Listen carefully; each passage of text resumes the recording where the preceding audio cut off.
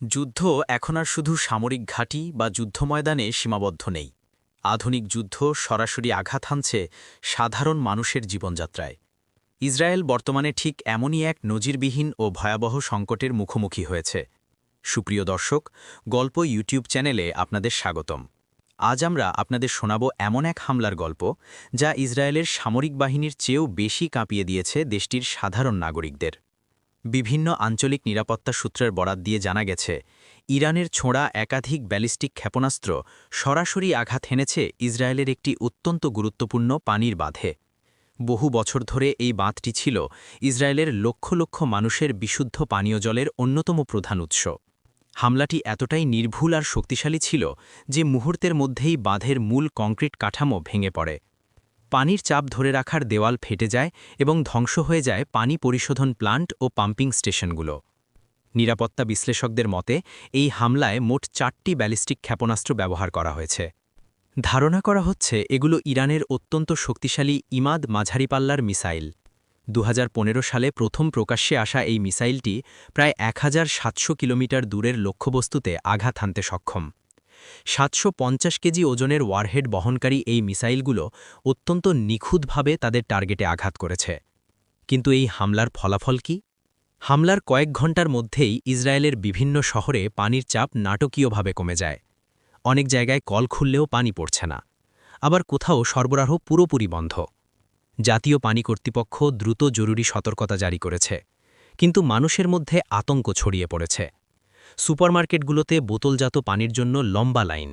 মানুষ ভবিষ্যতের অনিশ্চয়তার কথা ভেবে পাগলের মতো পানি কিনে মজুত করছে। পরিস্থিতি এমন পর্যায়ে গেছে যে কিছু দোকান নির্দিষ্ট করে দিয়েছে একজন ক্রেতা সর্বোচ্চ কত বোতল পানি কিনতে পারবেন। সবচেয়ে বড় বিপদে পড়েছে স্বাস্থ্য খাত। হাসপাতালগুলোতে অপারেশন থিয়েটার জীবাণুমুক্ত রাখা, স্যানিটেশন এবং রোগীর পরিচর্যার জন্য বিশুদ্ধ পানি অপরিহার্য। পানির অভাবে হাসপাতালগুলো তাদের জরুরি পরিকল্পনা হাতে নিয়েছে। অন্যদিকে খাদ্য ও পানীয় প্রক্রিয়াজাতকরণ শিল্পগুলো তাদের উৎপাদন কমিয়ে দিতে বাধ্য হয়েছে, যা ইসরায়েলের অর্থনীতিতে একটি বড় ধাক্কা। ইসরায়েল সরকার ইতোমধ্যে জরুরি অবস্থা ঘোষণা করেছে।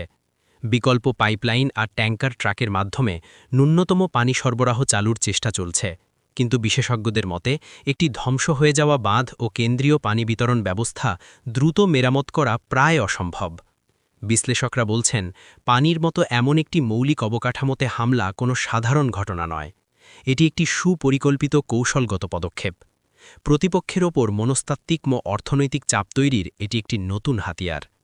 আজকের দিনে বিদ্যুৎ কেন্দ্র, ডাটা সেন্টার কিংবা পানির বাঁধ ধ্বংস করে দেওয়া সামরিক হামলার চেয়েও বেশি কার্যকর হয়ে উঠছে। ইরান ও ইসরায়েলের এই সংঘাত এখন এমন এক পর্যায়ে পৌঁছেছে যার প্রভাব শুধু এই দুই দেশের মধ্যেই সীমাবদ্ধ নয়। মধ্যপ্রাচ্যের এই উত্তেজনা কি আরও বড় কোনো আঞ্চলিক বা বৈশ্বিক যুদ্ধের দিকে এগিয়ে যাচ্ছে? আধুনিক যুদ্ধের এই নতুন কৌশল, যেখানে মানুষের বেঁচে থাকার মৌলিক উপাদান পানিকে লক্ষ্যবস্তু করা হচ্ছে, তা বিশ্ব নিরাপত্তার জন্য কতটা হুমকির? দর্শক, এ বিষয়ে আপনাদের মতামত কি? পানি বা বিদ্যুতের মতো সাধারণ মানুষের ব্যবহার্য অবকাঠামোতে হামলা করা কি যুদ্ধের নিয়মের মধ্যে পড়ে, নাকি এটি বিশ্বজুড়ে এক নতুন মানবিক বিপর্যয়ের সংকেত দিচ্ছে? আপনাদের গুরুত্বপূর্ণ মতামত অবশ্যই নিচের কমেন্ট বক্সে আমাদের লিখে জানান। ভিডিওটি তথ্যবহুল মনে হলে একটি লাইক দিন এবং বিশ্বের এমন আরও গুরুত্বপূর্ণ ও চাঞ্চল্যকর সব ঘটনার বিশ্লেষণ পেতে গল্প চ্যানেলটি সাবস্ক্রাইব করে বেল আইকনটি চেপে রাখুন। দেখা হবে পরবর্তী ভিডিওতে। ততক্ষণ পর্যন্ত ভালো থাকুন, নিরাপদে থাকুন। ধন্যবাদ।